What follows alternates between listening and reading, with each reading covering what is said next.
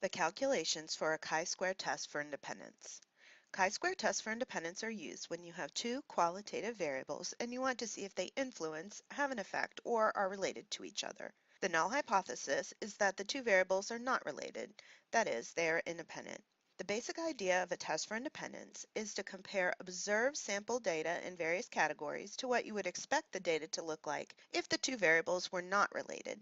The calculations in a chi-square test for independence allow us to measure how far away the observed sample data are from what we expected to see if the two variables have no effect on each other, and we reject the null if the observed are too far away from expected. Let's demonstrate the calculations with an example. Suppose our two variables are age group, either young, middle, or older customers, and bill payment preference to either pay bills online or mail a written check. We want to know if age group affects bill payment preference. The null hypothesis is that it does not affect it, or that is, that preference is independent of age. Suppose we take a sample of 500 customers, 200 young, 200 middle, and 100 older customers. The sample data are usually summarized in a contingency table, where rows represent the categories of one of the variables, say online or check, and the columns show the categories of the other variables, say ages, young, middle, or older. The observed frequencies show how many people in the sample fell into each cell, or combination of age and payment. For example, suppose we found that 130 young customers preferred to pay online. Then the observed frequency 130 would appear in the cell under the young column and in the online row. To get the expected frequencies, if preference really is independent of age, that is, the null is true, then we would expect that the same percentage of people in each age group would prefer to pay bills online. For example, suppose that in the overall sample of 500 customers, 350 or 70% of people preferred to pay online. If bill preference is independent of age group, then we would expect that 70% of people in the young age group, 70% of people in the middle age group, and 70% of people in the older age group would prefer to pay bills online.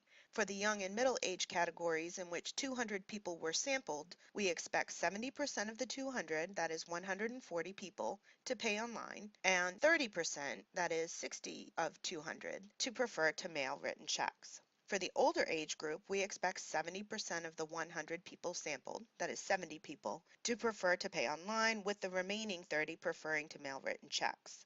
Often these expected frequencies are also summarized in a table with the same rows and columns as the observed table. Next, we compare these expected frequencies with the observed data to find overall how far apart the observed data is from expected.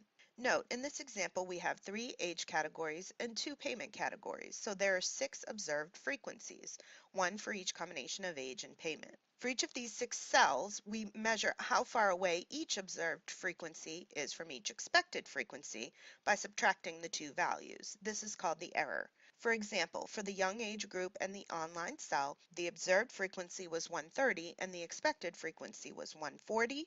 Thus, the error, that is the difference, is 130 minus 140 equals minus 10. To make sure the positive and negative differences for different cells don't cancel each other out, we square the difference to get the squared error for each cell. In our example, minus 10 squared equals 100. Next, we want to find a relative difference because a difference of minus 10 is relatively small if the expected value is, say, 1,000, but is relatively large if the expected is, say, 5.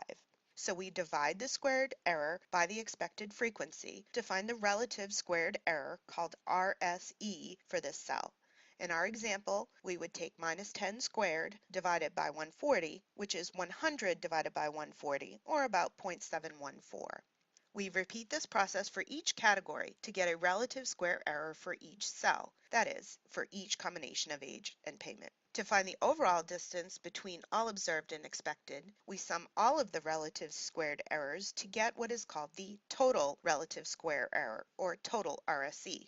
In our example, suppose that the total RSE, when all 6 RSEs are added, is 4.17. Lastly, to determine if this overall distance is large or small, statistically speaking, we note that the total RSE for a test for independence follows a chi-square distribution with degrees of freedom equal to r minus 1 times c minus 1, where r is the number of rows and c is the number of columns in the contingency table.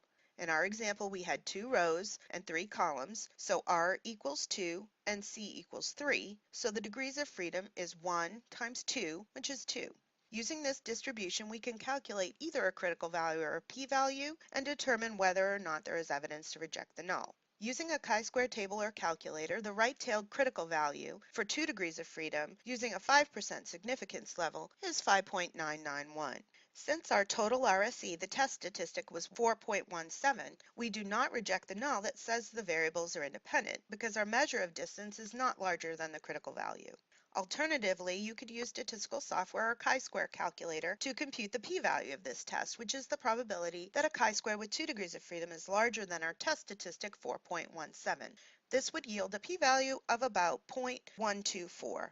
Again, we would not reject the null because the p-value is greater than the level of significance, which we are assuming to be 5% in this example. For these data, we would conclude that it is possible that the two variables are independent. That is, we have no evidence to suggest that age category affects bill payment preference.